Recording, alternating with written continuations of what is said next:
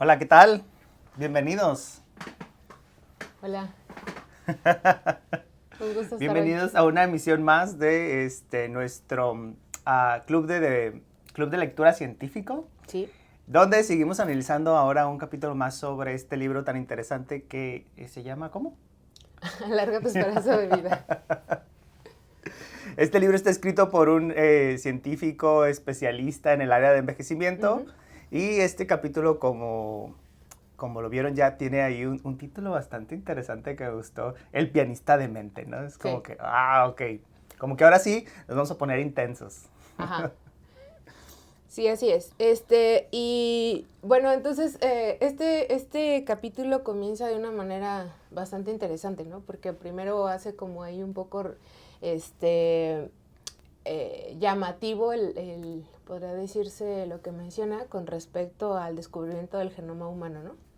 Entonces así inicia. Entonces en tal año se dijo que ya se tenía por completo secuenciado el genoma humano y nos dice el mismo autor, pero resulta que era mentira, ¿no? O sea, la neta es que no tanto. Ajá, la verdad es que nos faltaba un poquito. Y entonces se empieza a desglosar, pues por ahí ciertas cosas importantes que tenemos en el material genético, que pues antes se decía que era el ADN basura, ¿no? El ADN no codificante, que ya después empezamos a descubrir conforme ha pasado el tiempo, pues que en realidad no es tan no codificante, no es como, bueno, sí es no codificante, sino más bien no es tan basura como se pensaba, ¿no? Claro, porque el término que se usa de codificante, en realidad lo que queremos decir es que a partir de esa información genética se produce una proteína.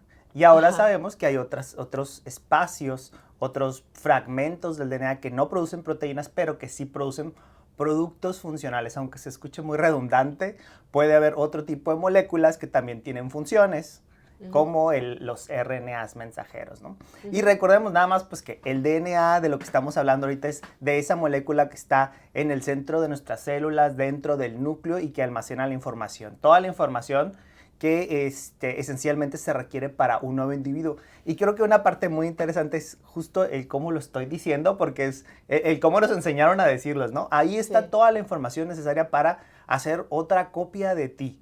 Y cuando empezó todo el genoma humano, pues era conocer la secuencia, conocer qué información teníamos ahí, pero en los últimos años descubrimos un nuevo grado de almacenaje de Uh-huh. información que es la epigenética, Uh-huh. que con eso terminábamos más o menos el capítulo anterior y ahora se vuelve muy importante en este capítulo.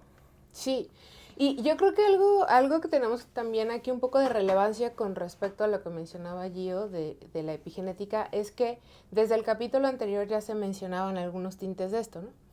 Y nosotros no lo comentamos como para dejarlo un poquito hacia esta semana. Entonces, tal vez sería bueno, Gio, que como explicamos un poquito qué significa esto de la epigenética, ¿no? Ok, Y su impacto, ¿no? Que nos desglosa ya más en este capítulo. les vamos a poner por aquí una imagen. Ahí está. Muy bien, aquí tenemos una representación. O sea, a lo mejor se ve compleja, pero la parte es entender como la parte global, ¿no? Aquí abajo tenemos los cromosomas, que digamos que sería una manera muy compacta de visualizar toda la información. Acuérdense que nosotros tenemos, ¿cuántos cromosomas? 46. 46 Sí. cromosomas. Entonces, tenemos 46 de estos, ¿no? Entonces, aquí hay mucha información, pero digamos que vamos haciendo un zoom. Luego tenemos aquí algo que le llamamos cromatina condensada Uh-huh. y una un poco más extendida. Luego una fibra de 30 nanómetros, unos nucleosomas y luego lo que sí conocemos, lo Uh-huh. que aparece en todas las películas de ciencia ficción, que es esta doble hélice muy bonita y todo el show, ¿no? Ahora, la parte interesante de este esquema es describirles o comentarles que esta doble hélice es una representación pues de una estructura que está en su núcleo, pero la parte interesante es que así es como se debe de tener para que podamos utilizar, leer la información. Ahora, el problema pues es que es una molécula muy larga. La tenemos Uh-huh. que organizar y para eso evolucionaron unas como rueditas, unos discos que son de proteínas, se llaman histonas, Y entonces el DNA se enreda sobre ellos y a su vez los vamos acomodando para formar estas fibras y estructuras más y más complejas. Entonces, por aquí, a lo mejor si hacemos una asociación, yo dije, bueno, a lo mejor pensemos que tenemos una biblioteca, ¿no? Una biblioteca donde hay muchos pisos, donde tenemos mucha información. Esta cromatina condensada, aquí, esta condensada, pues a lo mejor sería como pensar que tenemos varios pisos. Una que está extendida a lo mejor es cuando ya entramos específicamente a un cuarto con alguna sección de información. Y luego los archiveros. Imaginemos unos archiveros y luego folders, donde tenemos adentro, pues ya al final, la información propiamente en hojas, ¿no? La información es diferente, la información es eso que propiamente definimos como el conocer el DNA, que es, bueno, es la base tal, y por eso les puse así como hojas de colores, como que ahí, una vez que nosotros secuenciamos el genoma, dijimos, ya tenemos toda la información, pero no contábamos con la epigenética. Sí, y entonces como desglosa Gio, en realidad la epigenética es bastante interesante, ¿no? Entonces decimos, bueno, siempre hay muchas patologías que están relacionadas con la herencia, ¿no? Es decir, con los genes que podemos presentar. Pero la genética sí es importante, pero no es determinante, ¿no? Ok.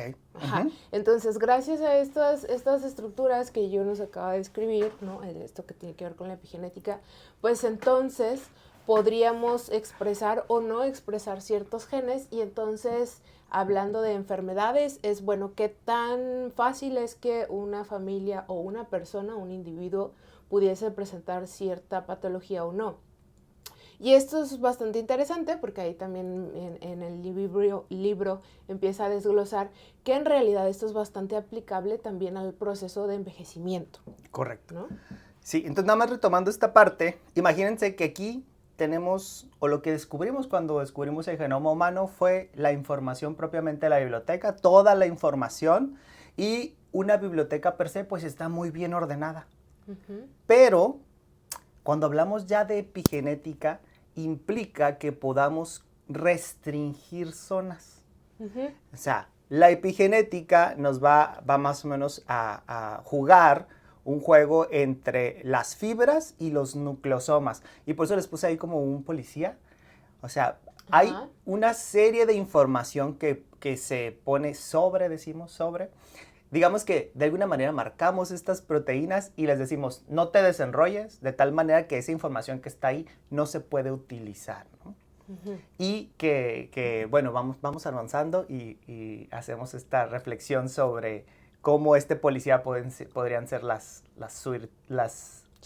Las sirtuinas, o a lo mejor las sirtuinas son como gerentes de algunos policías que están ahí en la biblioteca diciendo, esta es una sección restringida, ¿no? Como en Harry Potter, que había unos libros que no se podían leer. Entonces, algo así más o menos, ¿no? Sí, sí. Entonces, también a inicios de cómo se empieza a desglosar este proceso y la parte de la epigenética en este libro, también se aborda algo importante que el autor describe, bueno, pues yo me vi un poco aventurado al decir que entonces el proceso de envejecimiento es una pérdida de información, ¿no? Y entonces de pronto cuando estaba leyendo esto era como, porque un poco lo introduce este término desde el capítulo anterior, y entonces, bueno, si el envejecimiento es pérdida de información, o sea, ¿cómo? ¿No? ¿A dónde se fue? Exacto. ¿No? Y entonces, pues, vamos avanzando en el tema y empieza precisamente a desglosar, ahorita vamos a retomar esa parte, de cómo es que, por qué se planteó esta pérdida de información, ¿no? Sí.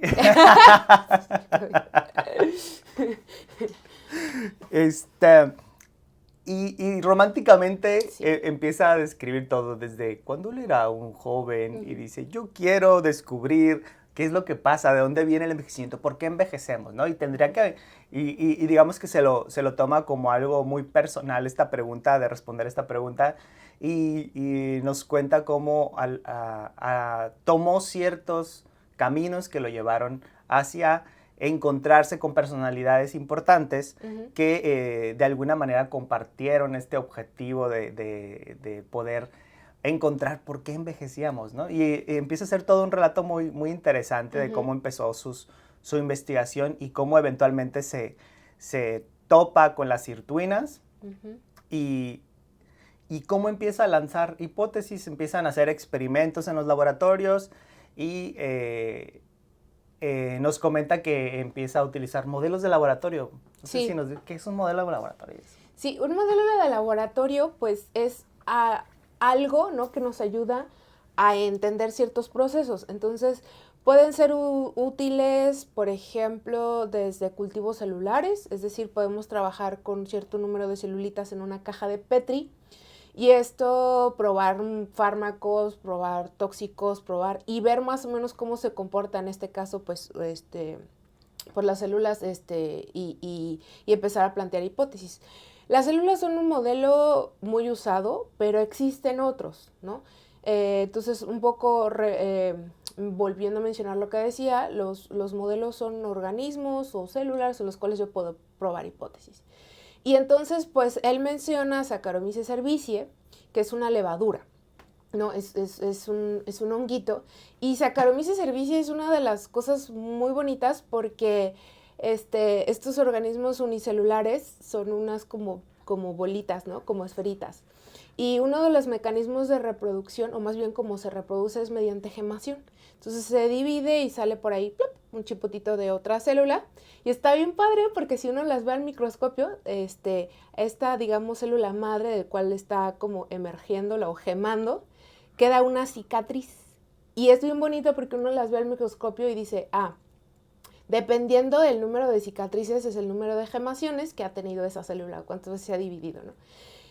Una de las ventajas hablando de los modelos, como Saccharomyces, que es el que usó el autor, es que son modelos como con cierta complejidad, de tal manera que nos puede ayudar, perdón, a entender procesos bioquímicos o un poco moleculares que son complejos, pero en un organismo que vive un tiempo determinado, o sea, un tiempo cortito, y que por lo tanto puedo entenderlo porque su proceso de vida es corto, entonces puedo entender todo este proceso, ¿no?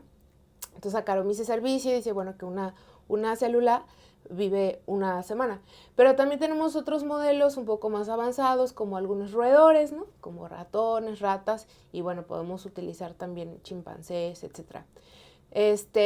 La ventaja de los modelos es que podemos utilizar y entender cosas antes de que podamos aplicar algo en un humano, por ejemplo, ¿no?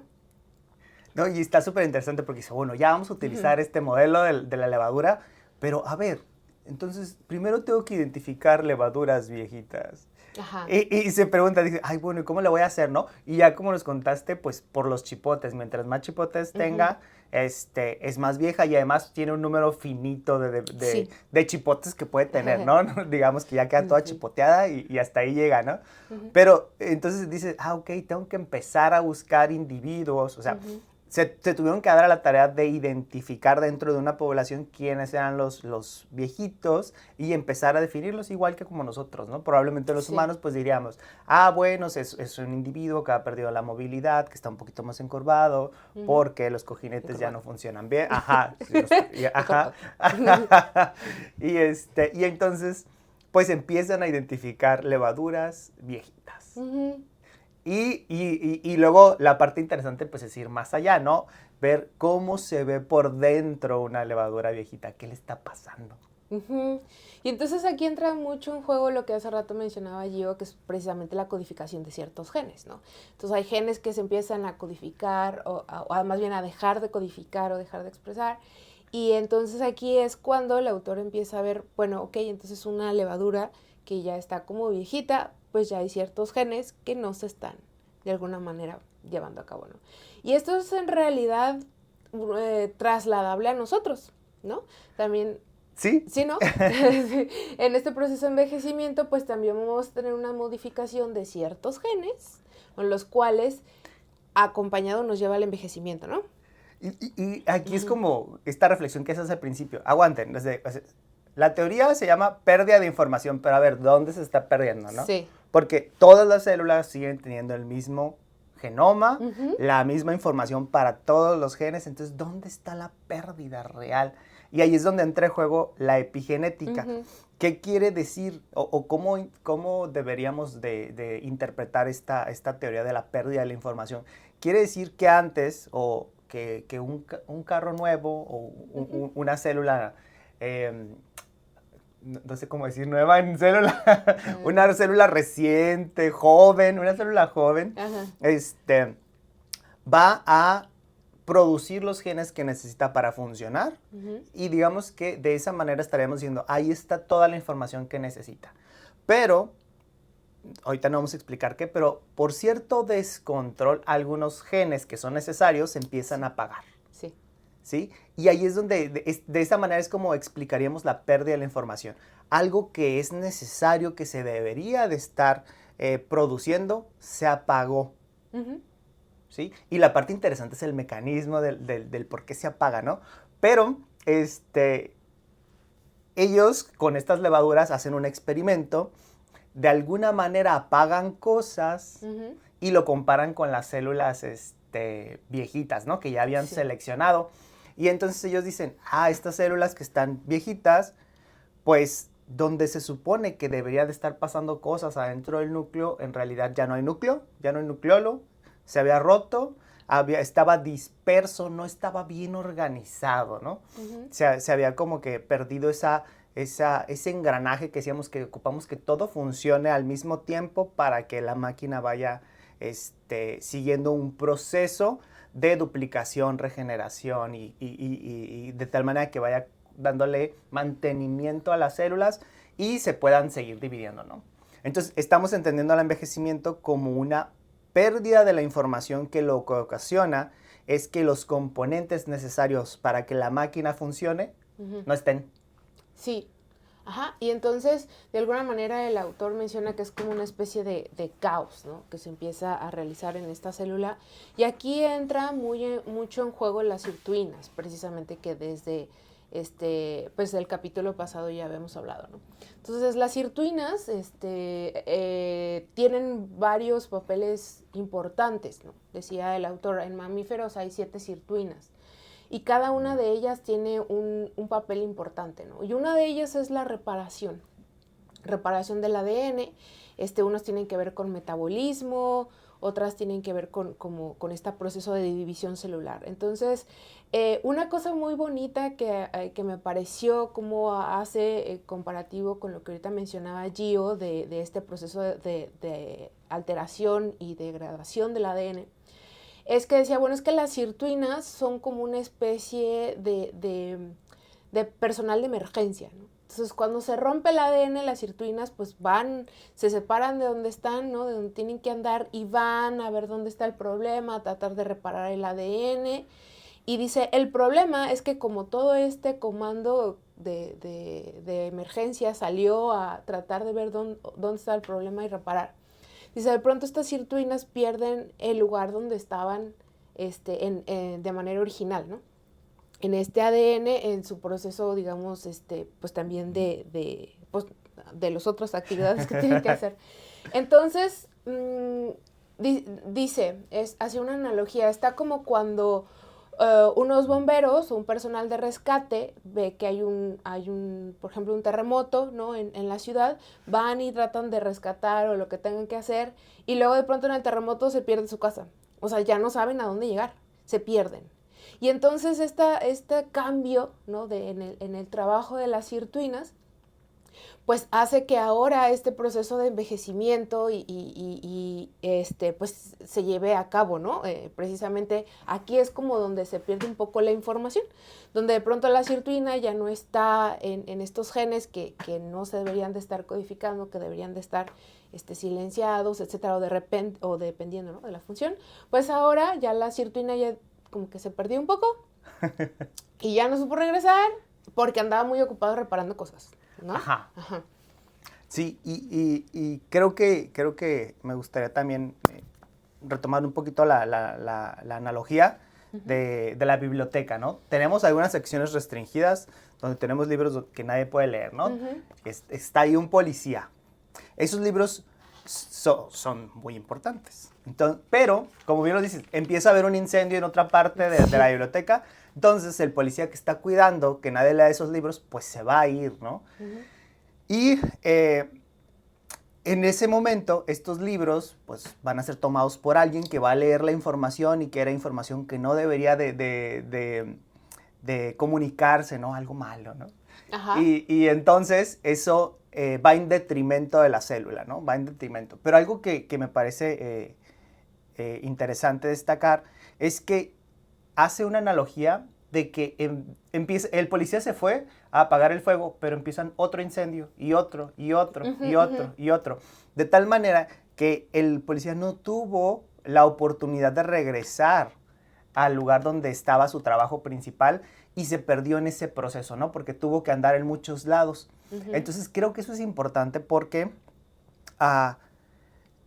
eventualmente supongo que llegará algún capítulo donde hagamos una reflexión de que estamos expuestos a muchas cosas que dañan nuestro DNA, a la producción de muchos radicales libres. Esto se debe a nuestro estilo de vida. Y entonces la analogía ahí sería que nuestro estilo de vida está generando tanto daño que esas moléculas que deberían estar haciendo una cosa están ocupadas reparando un daño que nosotros mismos nos estamos causando por nuestro estilo de vida día a día, ¿no? En lugar de contribuir a la reparación, que a lo mejor luego vamos a ver cómo evitar, cómo tener un mejor estilo de vida, deberíamos de ser conscientes que lo que está pasando dentro de nuestras células es que estamos ayudando a que nuestras proteínas se pierdan en ese proceso de estar reparando, ¿no? Sí, y más porque pues estas sirtuinas menciona el libro, ¿verdad? Es que son finitas, o sea, cierto número y son cierto número de moléculas y si de pronto las sobrecargamos, pues tiene mucho trabajo que hacer, ¿no? Y de pronto entonces no puede estar en todo, ¿no? En reparación y en todo lo demás. Entonces, pues evidentemente esta pérdida de información se va a llevar a cabo, como mencionaba Gio, entre más daño, pues más pérdida de información, ¿no? Claro. Y ahí sí viene ¿y por qué nos ponemos otro gen? ¿Por qué nos duplicamos el gen, no? Eso sería muy interesante. Por ahí muestran algunos experimentos donde lo hicieron y de hecho las levaduras se recuperaron, o sea, literalmente rejuvenecieron, por así decirlo. Y incluso con mamíferos muestran experimentos con ratones donde dice que ya empezaron a correr muchísimo, que corrían 3 kilómetros y que eso era demasiado, ¿no? Y también abre la puerta a que entonces les demos, que consintamos a las sirtuinas, que les demos lo que necesitan como para que hagan su trabajo rápido, lo más eficientemente posible y regresen a su sitio donde se necesitan, ¿no? Sí, exactamente. Y estos ratoncitos que mencionaba Gio, son los denominados AIS, ¿no? Que tienen por ahí una mutación de un gen son ratoncitos normales, pero están mutados en zonas de genes que no codifican, ¿no? Lo que hace rato decíamos genes no codificantes, o DNA no codificante más bien, y en teoría, si se hace daño a una zona de gen no codificante, de ADN no codificante, pues esperaría que el ratón fuese normal y ahí se ve que no precisamente, ¿no? O sea, a lo que voy es, se daña ese DNA no codificante, esto hace que las sirtuinas vayan a tratar de reparar esa zona, y como hay un caos, ¿no?, dentro de la célula, por lo que hace rato mencionábamos, entonces ese ratoncito que se desarrolló bien, que creció bien, de pronto envejece más rápido, ¿no? Ese experimento es buenísimo, está súper padre. Y ahí creo que el contexto es bien interesante. Estos experimentos se hacen en laboratorios con mucha infraestructura. Entonces está interesantísimo cómo en un mamífero, en un organismo completo, se hace la modificación para que sus células constantemente y de manera específica estén rompiendo DNA, ¿sí? Rompiendo. Y esto, la parte súper interesante es que esta ruptura la podemos inducir con algo que nosotros le damos en su alimento. Entonces, podemos controlar cuándo ese animal empieza a tener este efecto de rupturas en el DNA constante. Y ahí es la parte interesante, ¿no? Simplemente por el hecho de estar rompiendo su DNA constantemente, el animal envejece muchísimo, ¿no? Y es súper interesante cómo relata el hecho de que en el laboratorio donde se estaba haciendo, pues la persona que estaba a cargo de los animales, un veterinario, pues de repente dice, oiga, algo le está pasando a este ratón, hay que sacrificarlo porque tiene síntomas de envejecimiento, ¿no? Sí. Entonces, decía, pues, un porcentaje estimado, lo que ellos vieron era un 50% más viejos, ¿no? Estos ratoncitos. Sí. Entonces, sí, es increíble, ¿no? O sea, como es algo que apoya, es una evidencia que apoya muchísimo que las sirtuinas tienen un papel indispensable, ¿no? Entonces, Ajá. Y algo que siempre les comento a mis alumnos en el laboratorio, les digo, es bien interesante el cómo al final de un artículo científico, después de montar un experimento, de repente los experimentos que haces no te alcanzan para concluir cosas. Claro. Porque pues el área de investigación está en pañales, es un proceso acumulativo, pero en este experimento es súper increíble que lleguen a concluir que el envejecimiento está dado por rupturas del DNA, ¿no? Y que esencialmente viene con todo este contexto. La ruptura, las moléculas que tienen que reparar se van de un lado donde estaban guardando algo a reparar y entonces viene esta pérdida de la información y eso nos lleva a envejecimiento, lo cual es difícil, o sea, realmente es una proeza científica que podamos llegar a esa conclusión fina. Ajá, sí. Y bueno, el autor pues narra, ¿no? Que sigue este proceso, pues estamos apenas entendiéndolo, porque como bien define, en realidad no es que tengamos un gen como tal de envejecimiento.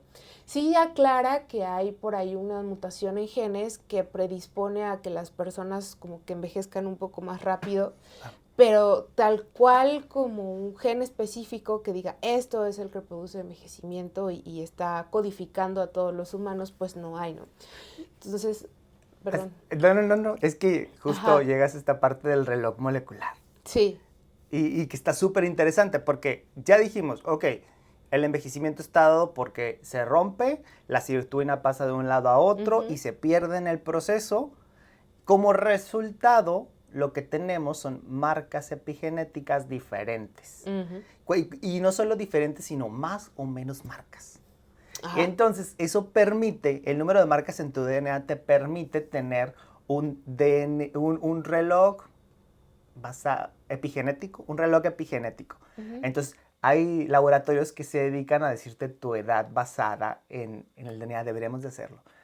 Ya lo investigué, no está tan barato, pero está muy interesante, porque te da una idea de cómo anda tu epigenoma, a lo mejor, y puede ser revelador, ¿no? Si tu epigenoma dice que tienes 75 años y en realidad tienes 50, quiere decir que hay mucho que puedes empezar a hacer, cómo cambiar tus estilos de vida, alimentación, ejercicio, etcétera, ¿no? Eso está interesante. Sí. Y hablando también de estas cuestiones genéticas y epigenéticas, el autor hace referencia a un gen que es FOX, ¿no? Entonces, los genes FOX, se sabe que hay ciertos polimorfismos de lo que codifican estos genes. Bueno, en realidad no sé si serían polimorfismos de la proteína como tal, pero sí hay ciertos genes que van a hacer que tengamos una vida más larga, ¿no? Entonces, esta es otra manera, respaldando lo que mencionaba Gio, de, bueno, qué tipo de FOX tenemos, y esto se relaciona entonces con si vamos a vivir un poco más, llegamos a los 90 o no, ¿no? Pero como decíamos, bueno, sí es cierto, los genes son importantes, pero no determinantes, por eso mencionábamos, bueno, pues aprovechando el estilo de vida. Y un poco en la línea del estilo de vida, por ahí nos menciona también el autor que existen unos por ahí suplementos o complementos donde se puede ingerir NAD, ¿no? O estimulantes de NAD.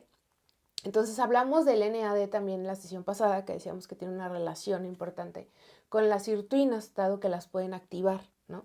Entonces decía, bueno, si tomamos NAD, se activan las sirtuinas, entonces en las zonas musculares, esto también lo vieron en los ratoncitos, vieron que estos ratoncitos suplementados con NAD,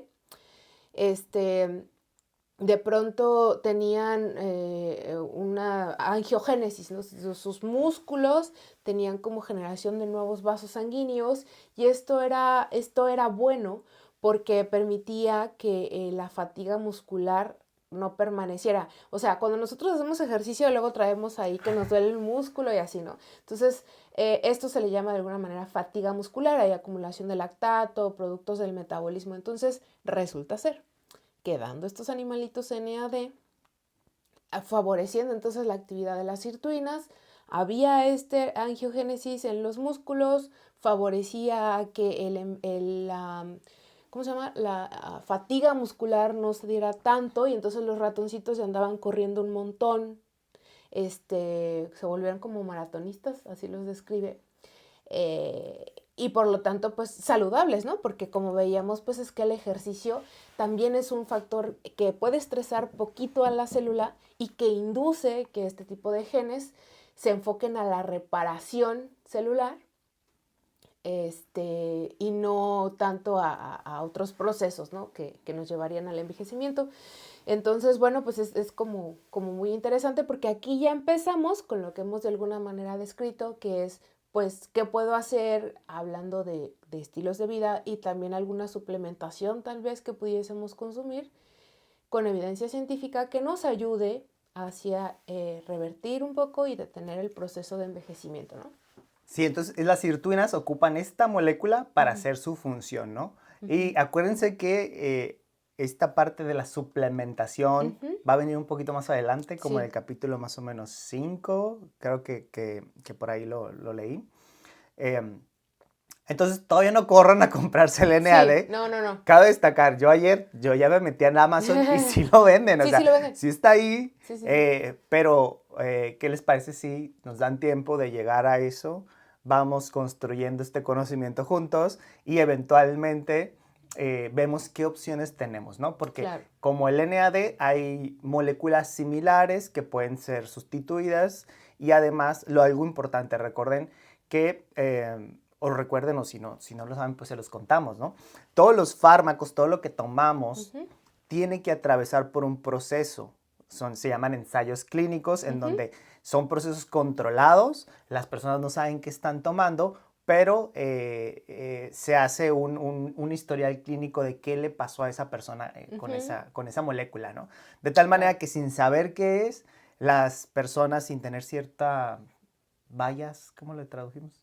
Cierto sesgo, Ajá. ellos pueden decir exactamente qué les está pasando cuando consumen esta molécula. Y lo más importante es que a todas esas personas que se someten o que se prestan para los ensayos clínicos, pues se les hacen muchos análisis para verificar lo más importante, que es que el compuesto sea seguro. Claro. Ya después veremos si funciona o si no funciona, pero lo más importante es que sea seguro, que no vayan a estar dañando su riñón, su hígado, ¿no? Entonces vamos Vámonos lento. tranqui. Y también acuérdense que antes de empezar cualquier plan, ¿no? Pues es muy importante que tengamos una coachadilla por ahí con un profesional, ¿no? De la salud, médico, nutriólogo, que nos acompañe a saber qué poder consumir, hablando de productos, sobre todo si estamos hablando, como decía Gio, de una suplementación, ¿no? Ya farmacológica, incluso productos naturales, que les digan, no, es que esto no es un fármaco, no es un medicamento, es algo natural, también eso. Todo esto va a subir un bioproceso o una biotransformación y entonces tenemos que estar seguros que es seguro, ¿no? Literal, Sí, sí. sí, sí. Sí, es importante. Incluso el autor, dentro de su libro, también les comento, el autor tiene un podcast, por si lo quieren ver. Él hace mucho hincapié, él no es un médico, entonces todo lo que va a venir después, incluso las recomendaciones, tienen que ser tomadas con precaución y pues lo ideal es que se acerquen a su médico de cabecera y que le propongan, sabe que yo ya vi esto y lo voy a tomar porque lo quiero tomar, ¿no? Los profesionales de la salud no estamos ahí como para decirles que no, pero a lo mejor sí para guiarlos en el proceso de cómo hacerlo, qué pruebas de laboratorio hacerse para evaluar si algo les está cayendo mal, ¿no? Eso es importante. Luego, un tema que me gusta mucho tocar es cómo los profesionales de la salud tenemos una barrera de comunicación con las personas que no son profesionales, esencialmente con la familia, por ejemplo. Luego digo, mamá, es que no tomes eso. Y nunca me hace caso. Ya sé. Es súper común que pase eso, ¿no? Algo bien importante, como profesionales de la salud, tenemos que comportarnos de esa manera, ¿no? Entonces, es difícil si uno no tiene una evidencia completamente contundente que podamos decirles, no hagas eso, no hagas aquello. Regularmente utilizamos palabras profesionales como para decir, pues yo no lo haría, no hay la información, no existen los datos, no se ha analizado, pero a lo mejor la traducción sería, si yo no lo hago, tú no deberías hacerlo. Si yo que sé que tengo un cierto conocimiento bioquímico, bla, bla, bla, y yo no me atrevería a hacerlo, mucho menos te deberás atrever tú. No sé cómo combatir esta barrera de comunicación, Lu. ¿Tú cómo le haces? Sí. No, pues no. No sé. Tampoco lo logran. No, es que sí, es complicado, no, aún no lo sé por qué, pero normalmente esto a todos nos sucede de que nuestros mismos familiares a veces no nos hacen mucho caso, más bien a otra persona externa, ¿no? Pero bueno, pues ya es cuestión ahí como de, no sé en qué sería. No puedo decir que es falta de comunicación porque no creo que vaya por ahí. No sé si es como que digan, es de confianza, entonces no le creo. Oye, pero No me sé. parece todavía peor aún, ya aprovecho para sacar mi Ya sé. frustración, ¿no? Es todavía peor aún que llega la vecina y le dice, es Sí. que este tecito es buenísimo. Sí. Y inmediatamente toma esa información Sí. y la pone en práctica, ¿no? Porque no solo es repetir la información, sino que es, lo voy a comprar, a ver, Sí. ya, y ya me dijeron que es para esto y La el hace otro. suya. Ajá, y creo que una de las partes también que complica todo es el no saber evaluar si algo te sirvió o no te sirvió, Sí. ¿sí? Sí. Y eso es algo que se obtiene por entrenamiento, o sea, muchas veces, Sí. literal, nosotros tuvimos muchos años de estudio para poder evaluar si algo estaba funcionando o no y evaluarlo con métricas, ¿no? No es nada más así como que a la ligera, ¿no? Entonces, sí es importante que si vienen recomendaciones, las tomen tal cual, como Sí. recomendaciones, hagan por ahí una búsqueda, coméntenlo con su médico de cabecera y pues también pregúntense si lo necesitan, si no lo necesitan, ¿sí? Claro. Porque todo va a ser una carga para su cuerpo. Si no lo necesitan, le van a estar dañando, van a estar sobrecargando a cada una de sus células, probablemente más a las células del hígado, y las sirtuinas van a andar por todos lados y no van a saber qué hacer, ¿no? Podríamos estar contribuyendo al envejecimiento, a esta pérdida de la información. Sí. Entonces, pues vamos a tomar esto como una recomendación, pero si ustedes lo quieren tomar en práctica, pues primero siempre consultar a un especialista y ya. Pero bueno, pues en realidad es un capítulo muy interesante. Hace rato platicábamos con Gio porque ya aborda cuestiones más de molecular, ¿no? Biología molecular. Pero pues con un lenguaje muy... la narrativa que usa el autor lo hace ameno y no pesado, ¿no? No es como leer un libro como tal de biología molecular, sino es muy llevadero. Entonces, pues llevamos ya el segundo capítulo y ha estado bastante interesante, muy, muy bonito. Y pues agradecemos muchísimo. No sé, Gio, si quieres agregar algo más.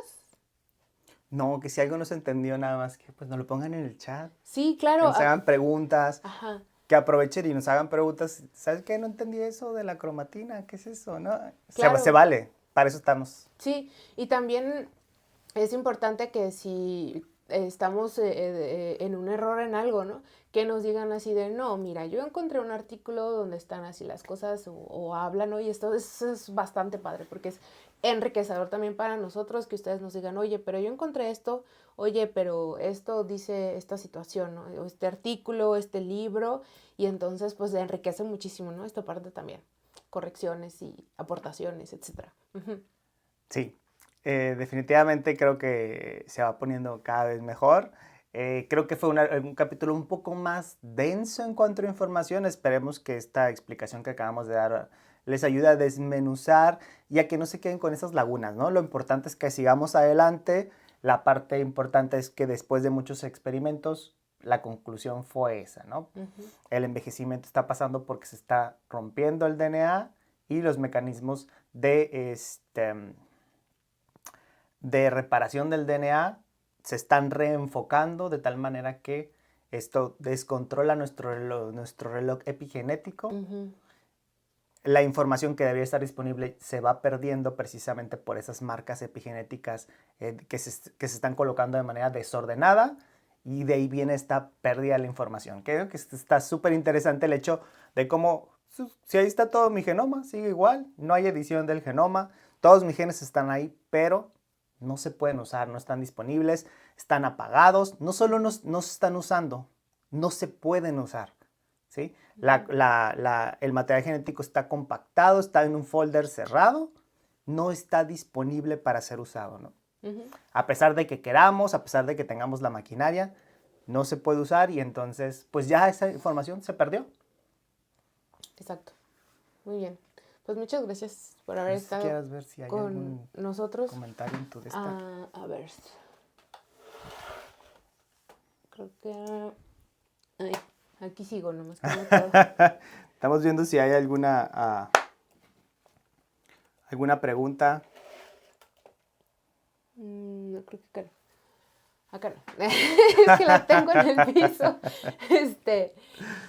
Y bueno, también recordarles que tenemos redes sociales, YouTube, Instagram, Facebook. Están aquí, aquí abajo, para que lo sigan a los dos. Y pues nada, agradecer el haber estado con nosotros y pues nos vemos en 2 semanas, ¿no? Para el capítulo número 3. Sí. ¿O ibas a decir algo? Que 2 semanas y poquito antes. La transmisión va a ser en jueves o es la de martes. La que sigue sí es de jueves, ¿no? Ok, perfecto. Creo que sí es de jueves. Si no, bueno, de todas maneras ahí lo anunciamos, pero pues gracias. Para los que están inscritos en las actividades 8.1, sí. ahorita ponemos el QR para que registren su asistencia. Acuérdense que hoy les mandamos los códigos también para que ahora sí ya propiamente ante el sistema de 8 igual a 1 obtengan su asistencia. Ajá. Su uno. Bueno, pues muchas gracias. Es todo un placer estar con nosotros y nos vemos en la siguiente transmisión. Gracias. Nos vemos. Bye. Bye.